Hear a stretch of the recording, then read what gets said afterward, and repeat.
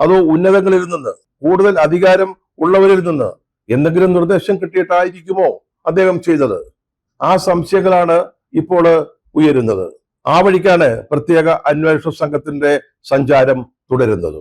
ഈ ഒരു പശ്ചാത്തലത്തിലാണ് അന്വേഷണ പുരോഗതി സംബന്ധിച്ച റിപ്പോർട്ട് ഹൈക്കോടതിയിൽ സമർപ്പിച്ചപ്പോ ഇത്തരത്തിൽ ഏതെങ്കിലും വമ്പന്മാർ ഇതിന്റെ പിന്നിലുണ്ടെങ്കിൽ അവരെ പിടികൂടണം, ഉടനെ പിടികൂടണം എന്നുള്ള നിർദ്ദേശം അന്വേഷണ സംഘത്തിന് ഹൈക്കോടതി നൽകിയത്. ഈ പ്രത്യേക സംഘത്തിന്റെ അന്വേഷണത്തിന്റെ വേഗത നേരത്തെ ഉണ്ടായിരുന്ന രീതിയിലാണെങ്കിൽ ഇതിനകം കടകംപള്ളി സുരേന്ദ്രനെ ചോദ്യം ചെയ്യേണ്ടതായിരുന്നു. അതിൽ യാതൊരു സംശയവുമില്ല.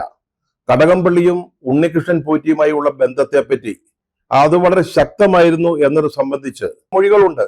ആ മൊഴികളുടെ അടിസ്ഥാനത്തിൽ സ്വാഭാവികമായും കടകംപള്ളി സുരേന്ദ്രനെ ചോദ്യം ചെയ്യേണ്ടതായിരുന്നു.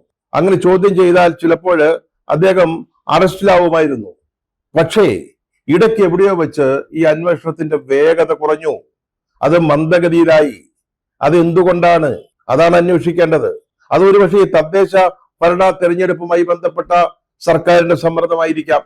നമുക്കറിയാം, ഈ ശബരിമല വിഷയത്തില്, അതായത് ഭഗവാന്റെ സ്വർണം കൊള്ള ചെയ്തതുമായി ബന്ധപ്പെട്ട് CPM അല്ലെങ്കിൽ LDF അല്ലെങ്കിൽ സർക്കാർ വലിയൊരു പ്രതിസന്ധിയിൽ നിൽക്കുകയാണ്.